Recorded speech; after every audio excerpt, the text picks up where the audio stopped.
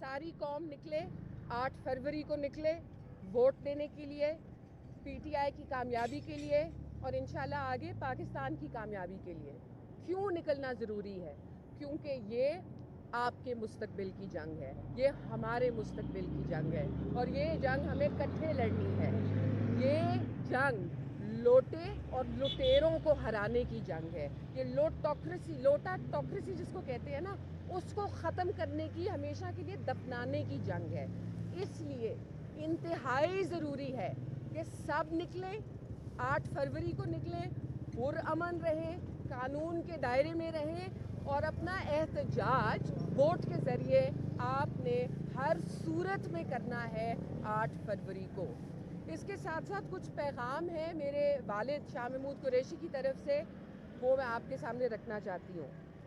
پہلی بات, election commission of Pakistan کا ایک قانون ہے, ایک رول ہے کہ 5% جو سیٹیں ہیں وہ عورتوں کو ملتی ہیں.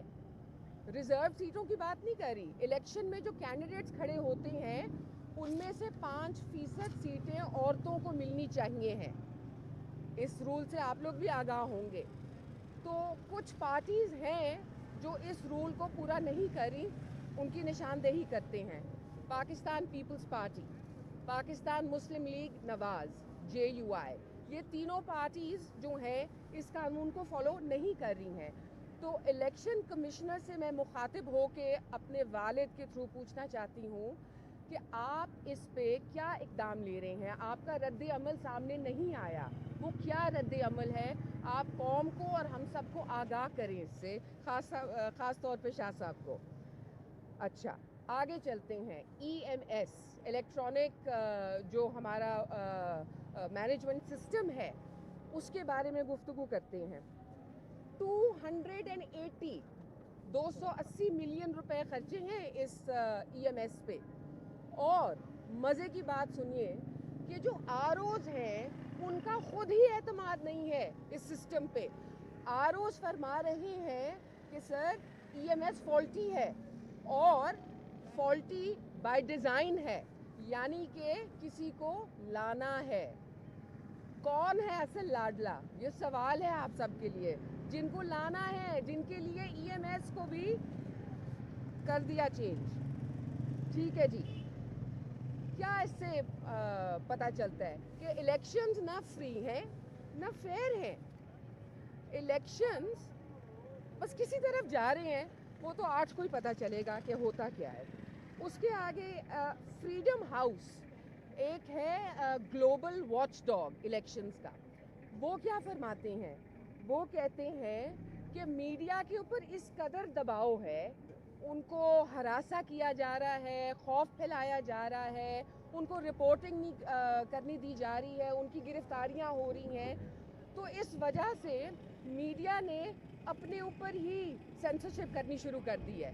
آج ہماری میڈیا بھی فیئر نہیں ہے, آج ہماری میڈیا کو بھی موقع نہیں مل رہا کہ وہ اپنی رائے کا کھل کے اظہار کر سکیں. تو میڈیا کا تو کام ہوتا ہے نا اپنی رائے کا اظہار کرنا. کیوں, آپ لوگ کیا سمجھتے ہیں؟ آپ کی رائے کا اظہار ہونا چاہیے نا. آپ مجھے بتائیں, میڈیا سے تو آپ ہیں. آگے چلتے ہیں. اچھا, اس کے بعد ہیومن رائٹس واچ پہ آتے ہیں. ہیومن رائٹس واچ کیا کہتی ہے؟ ہیومن رائٹس واچ کہتی ہے کہ جرنلسٹ کو تھریٹن کیا جا رہا ہے. ٹھیک ہے جی, جرنلسٹ کے لیے مشکل پیدا کی جا رہی ہے اس قدر کہ آج میڈیا ہی انڈر اٹیک آ گیا ہے. تو میڈیا اپنے آپ کو سیلف امپوز بین لگا رہا ہے. بھائی ہمارے پیچھے غصہ ہو رہے ہیں, تو حالات چاہے تب صحیح نہیں تھے یا اب صحیح نہیں تھے, تو ماضی کی غلطیاں آج کی غلطیوں کو صحیح تو نہیں کر دیتی ہیں نا. ہمیں وقت سے بھی سیکھنا ہے اور ہمیں تبدیلی بھی لانی ہے, بہتری بھی لانی ہے.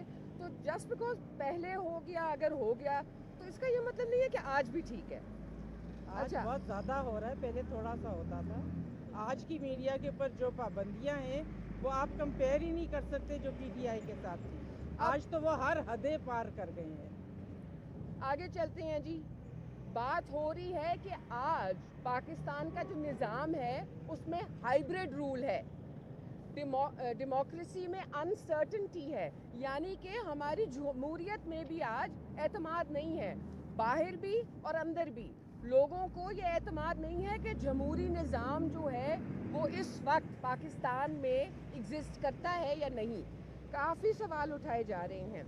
मज़ीद जो बात की जा रही है जो कि इंतहाई इंटरेस्टिंग है वो ये है कि जी रिज़ल्ट्स तो पहले से ही डिसाइड हो चुके हैं, रिज़ल्ट्स प्री डिटर्मिन्ड हैं, किसने आना है ये डिसाइड हो चुका हुआ है। और ये हम नहीं कह रहे हैं, ये इंटरनेशनल मीडिया कह रहा है जी कि ये रिजल्ट्स प्री डिसाइडेड है, ये प्री पोल रिगिंग हो चुकी है। वो कहते हैं हमें लेवल प्लेइंग फील्ड चाहिए थी, आपको लेवल प्लेइंग फील्ड चाहिए थी, हमें तो फील्ड ही नहीं मिली। आपने क्या किया, खुद फील्ड ले ली, हमें सड़कें दे दी। तो मैं एक पैगाम अपनी तरफ से देना चाहती हूँ, आवाम जो है ना फील्ड में नहीं मिलती, सड़क पे मिलती है, और हम आवाम के पास जा रहे हैं।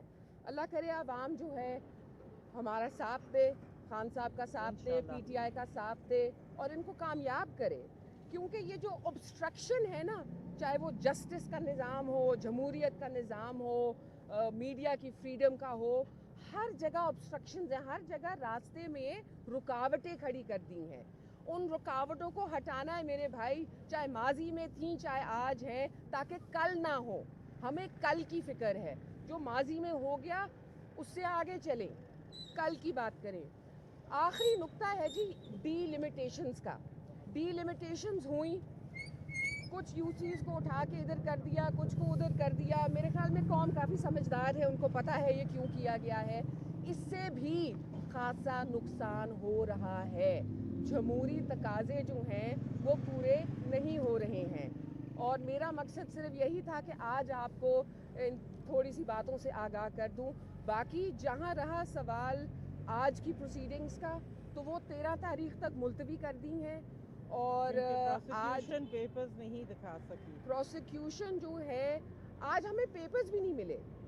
वो प्रोसिक्यूशन ने जो कागजात लाने थे उन्होंने गवारा नहीं समझा उनको आज पेश करना, तो वो हमें नहीं मिल सके। मेरे वालिद साहब और ख़ान साहब कोर्ट में मौजूद नहीं थे। सुबह जब वालिद साहब कोर्ट में मौजूद थे तो जज साहब नहीं थे।